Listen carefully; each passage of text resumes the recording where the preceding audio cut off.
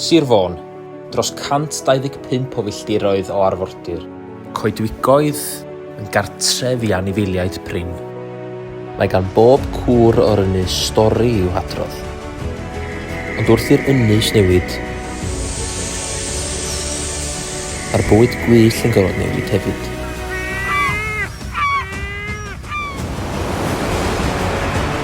Dwi wedi geisio ddod o hyd i'r bywyd gwyllt yna. Sbia! Sbia fan'na! Sbia!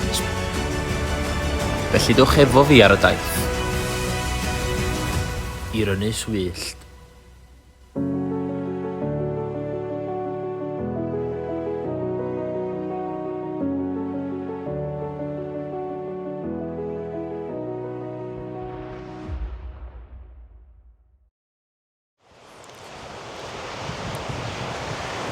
Croeso i Arfordir Gogledd Môn.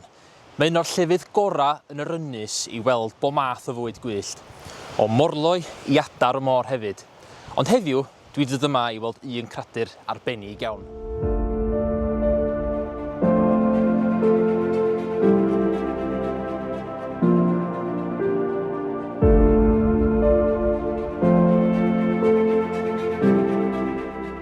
Dwi'n siŵr eich bod chi wedi dyfalu erbyn rwan. Ond, ia, dolffiniau dwi wedi dod yma i weld. A mae Arfordir Gogledd Môn yn lle perffaith iddyn nhw. A rheswm am hynny ydy bwyd. Mae'n ddigon o bysgod, megis mecryll iddyn nhw. A ia, mae'n le gret i bobl, fatha finna, mynd i gweld dolffiniau yma wrthi yn bwydo. Felly, mae'r llgada'n barod, mae'r camera'n barod, amser chwilio am dolffiniaid.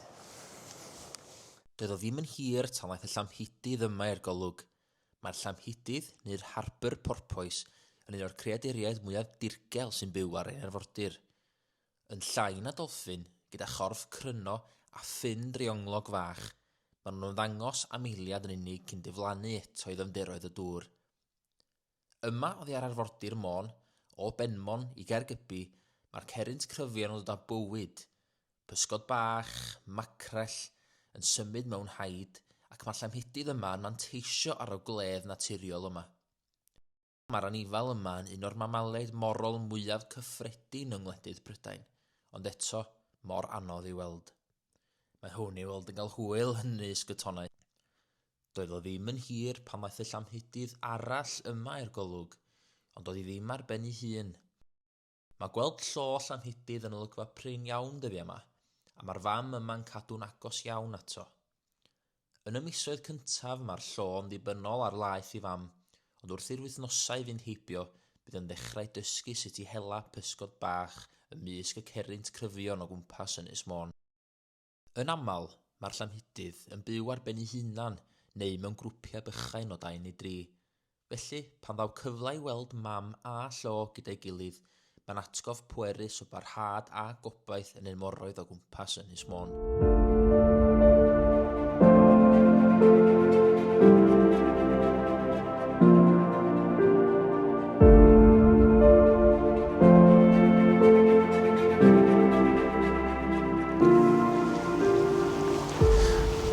Dwi wedi dod rwan rhwchdi bach o filltiroedd ar hyd yr Arfordir tuag at porth llechog o Bull Bay.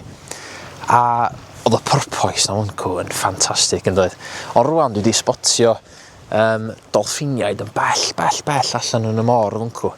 A gael lwc sydyn i weld beth nhw. Ia, o'n i'n hama. Ryso dolffiniaid ryso. Mae'n edrych dda bod na ryw, mae'n anodd deud 10, 15, 20 ohonyn nhw. A maen nhw'n cael ei ffindio fel arfer mewn podia mawr neu grwpiau mawr fel hyn. Yn bell allan yn y môr a fan'na lle maen nhw'n bwydo. A maen nhw'n cael ei gweld yn agos iawn i'r lan weithiau. Maen nhw'n edig yr ardal yma lle maen lot o greigiau a lot o llefydd i octopus neu squid sef i prif bwyd nhw. A os da chi'n edrych ar dolffin ryso rhyw dro, edrych a bod nhw scars ma'n i gwyneb nhw. A rheswm am hynny ydy bod nhw'n brwydro yn erbyn yr octopus i troi dal nhw wrth gwrs. A mae yna rei os dwi'n edrych, mae yna rei llwyd yna, mae yna rei gwyn a hefyd. A rheswm bod nhw'n wyn ydy hynna'n byd yn fwy wyn. Felly, ffantastig. Dolffiniaid ryso yma ar Ynys Môn. Mae yna rhyw ddirgel mawr tu ôl yr dolffins yma.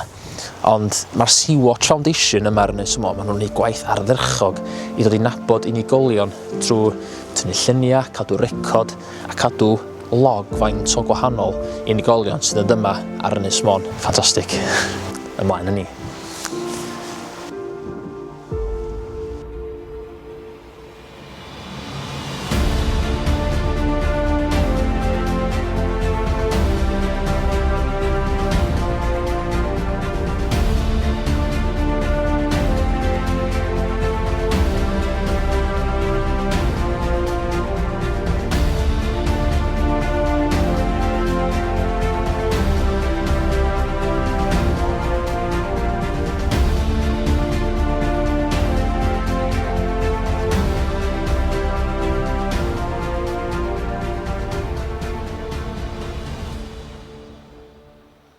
Yn aml, mae'r bywyd mwyaf arbennig yn cuddio mewn mannau tawel, yn bell iawn oddi wrth bobl. Dwi wedi dod lawr yma heddiw i ochr gorllewinol mynydd Tŵr Caergybi, i weld un o'r golygfeydd mwyaf arbennig sydd gan Fôn i'w gynnig. Y morloi llwyd a'i lloia.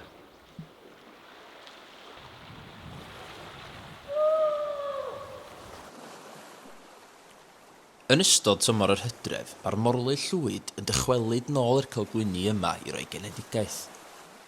Mae'r benywod yn dewis manna, tawel, diogel rhag y tonna a'r llanw uchel i ofalu am ei lloia bach gwyn.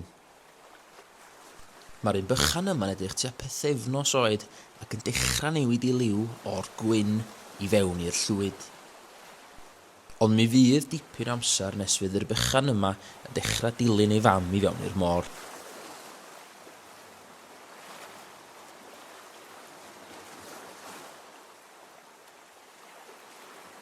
Wrth i mi edrych lawr o gylgwyni Ynys Arw, mae'n bwysig fy mod i'n cadw'n hollol dawel ac o leiaf 100 metr i ffwr o'r morloi. Mae unrhyw sŵn neu symudiad sydyn yn gallu dychryn ac mae'n amser sensitif iawn iddyn nhw adeg yma'r flwyddyn. Mae'r mam forlo yma newydd ddod i'r lan ar ôl gwario oriau'n bwydo'n y môr. Mae'n symud yn araf, yn llusgo'i hun dros y cerrig, gan gymryd saib bob hyn a hyn. Mae'n anodd iawn i'w chorff trwm symud ar y tir, ond ydy mae yn benderfynol ac mae'n chwilio am y bychan. Bydd pob fam morlo yn adnabod arogl bychan ei hun, hyd yn oed ymysg dwsinau ar draeth fel hyn. Mae'n codi thrwyn yn anadlu'n ddwfn ac yn cisio synhwiro ble mae bychan hi. Ac yna, y sŵn yn gweiddi ochr arall y traeth, yr alwad fach, wan. Mae llo hi'n rwla fan draw ar y tywod.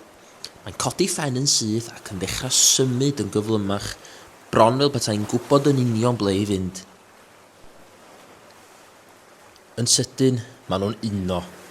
Dim drama, dim sŵn, dim ond moment fach o gariad pur ar draeth gwyllt Ynys Arw.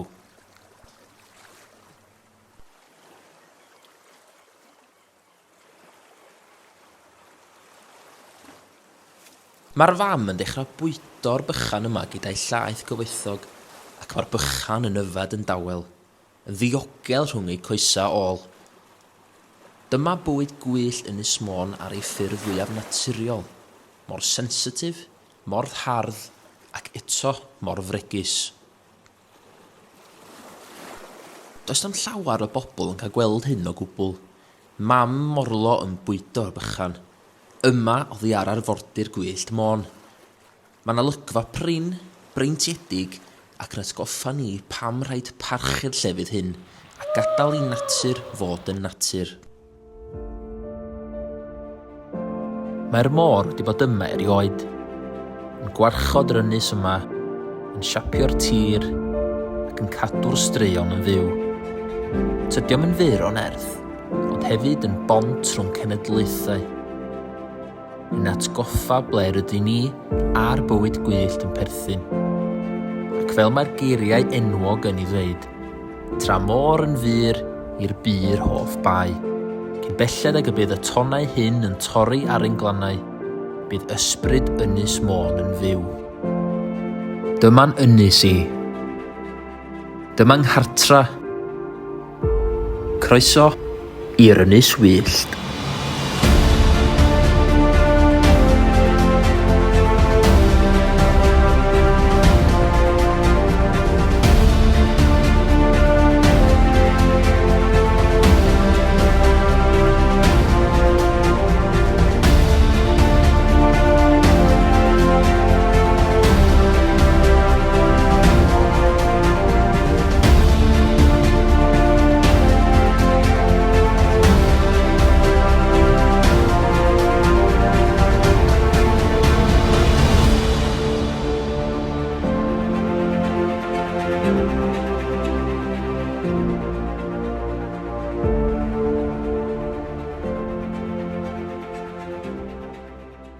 Y tro nesa ar Ynys Wyllt.